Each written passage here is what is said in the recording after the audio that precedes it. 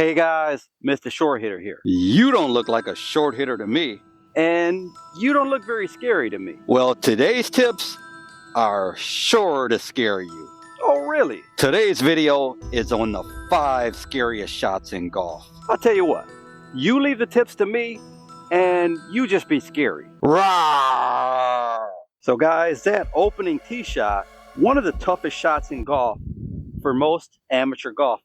I think one important key, have a game plan set up for what you want to do on that opening tee shot. Are there bunkers in that landing zone that maybe you need to lay up from?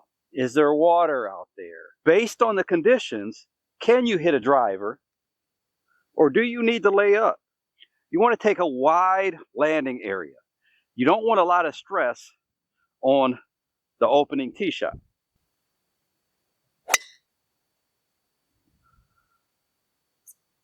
For instance, into a strong wind, on a hole like this, I've got about 208 yards to carry that water. Now I know, instead of hitting driver, I'm going to hit a 4 hybrid, down there safe, short of the water.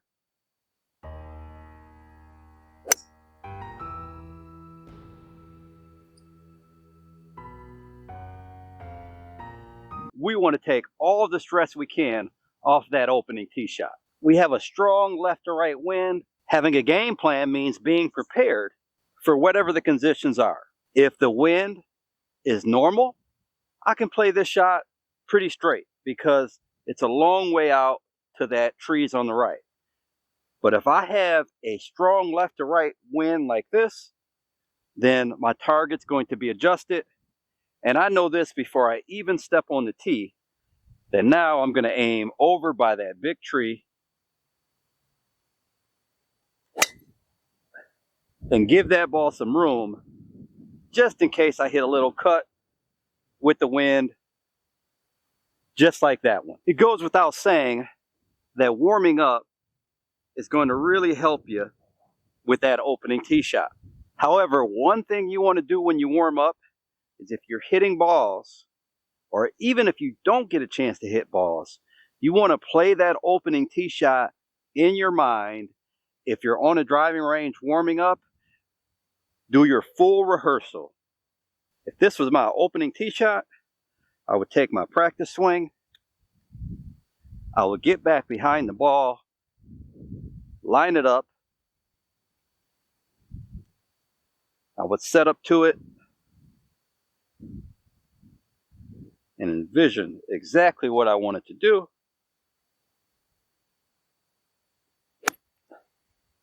And take my swing.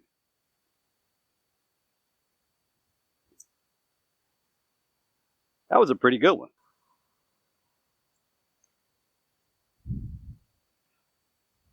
No one really cares where you hit it. Everyone is more concerned about where they hit it than where you hit it. Just try not to give that tee shot any extra weight. Just focus on getting it in play. It's just one shot, just like every other shot.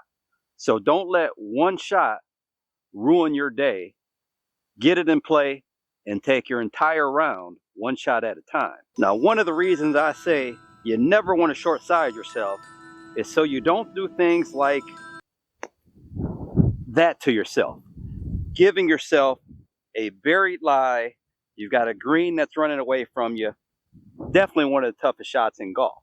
Okay guys, so a few things I'm going to do from a buried lie. The first thing I'm going to do, I'm going to take my most lofted club. I'm going to play the ball back towards the middle of my stance. I'll close the club face just a little bit.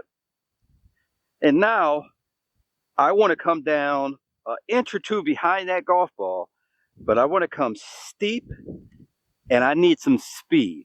So we're going to be kind of a shorter swing, but a shorter and a hard swing through impact. Feel like you're hitting right down behind that golf ball. The ball's not going to come out with very much spin. So this is one of those situations and why you don't want to short side yourself, because it's going to come out hot no matter what you do. 20 foot, 30 feet of roll is going to be normal. So don't try to get cute with it. Our main goal from a buried lie is really get the ball out and on the green and give ourselves an opportunity to two-putt. So I play it back towards the middle of my stance. I normally choke down, close the club face, abbreviated swing, and some speed through the ball.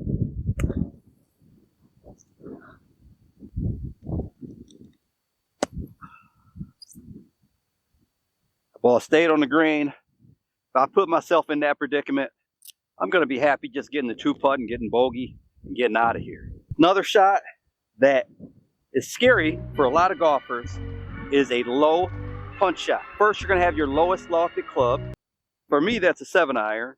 For you, maybe it's a 6-iron or a 5-iron. We're going to play the ball back in the stance. I want to feel like my weight is centered even when I take it back. I don't want to feel like I'm swaying back. I want to feel like I'm staying more over the ball as I move back. I'm going to have a little shaft lean here.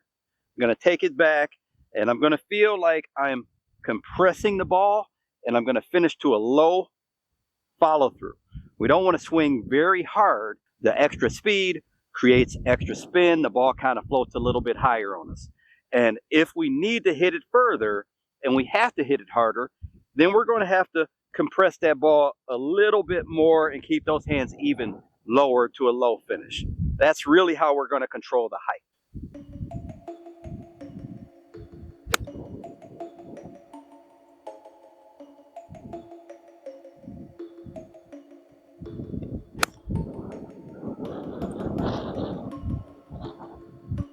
If we want to hit it even lower, don't swing very hard through impact and keep the hands even lower.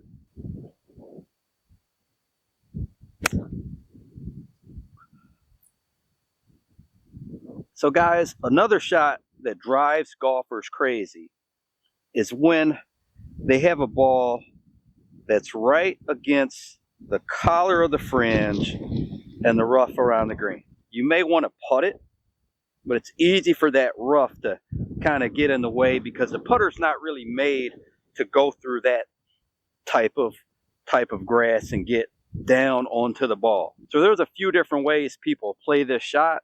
If you use the toe of the putter, it's a lot less mass going through this rough, and it kind of slides through it a lot easier. Although that's not really anything I've ever tried, but we'll try it right now.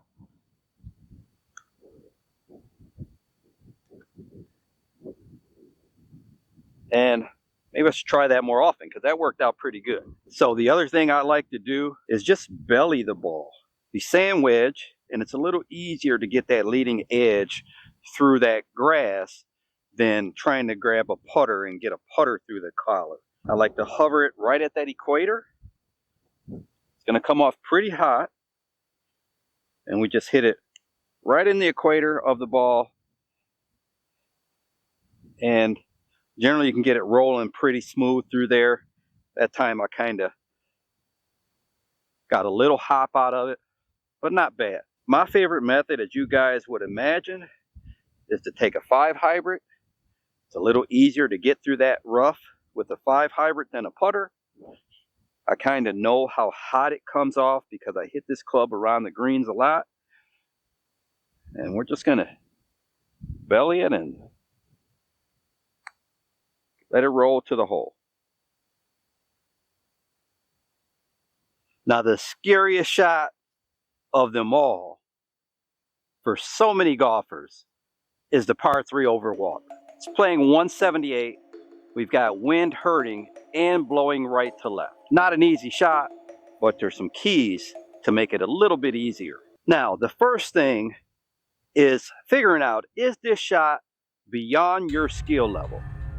Because if it is, then there's other things that you can do. We tend to have ego, and we let that get in the way of playing the best shot.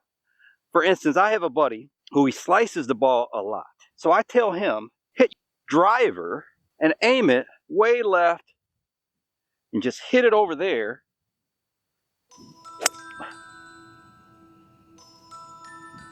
And now you can just play this shot pretty much like it's a par 4. You got it way left, hit across to that green, and 2-putt and get your 4 instead of hitting ball after ball after ball in the water. Now, another thing we could do, we're not often playing greens that are island greens. I could go long, but I could also go left and short and not have to carry any of the water. I'm going to have a little 30-yard pitch shot from there. The third thing we could do, of course, if the shot is beyond our skill level, is just taking something and hitting it short of the water and then hitting a wedge over the water onto the green. Now, if the shot's not beyond your skill level, I'm going to say you still want to take the trouble out of play. We're going to forget about the pin, especially in these conditions. I'm going to take it all the way to the back of that green, to the back fringe. I've got 192 back there. Even though the pin's 178, I'm going to hit a highwood 192, and that gives me 30 yards of mishit to where I'm still over this water. Aim it at the middle of the green, give myself the widest margin for error.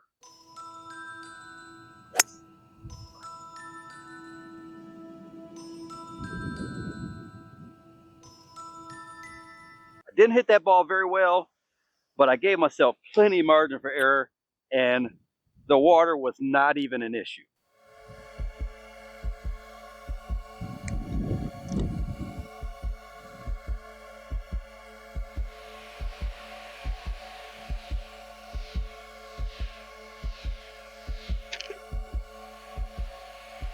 I told you those tips would be scary. I guess you're right, Mr. Pumpkin Face. But I feel like with the tips that I just gave in this video, those shots are going to be a little easier to deal with. So, what do you think about that? Ah! I'm out of here. 5 holes to go, just play 13.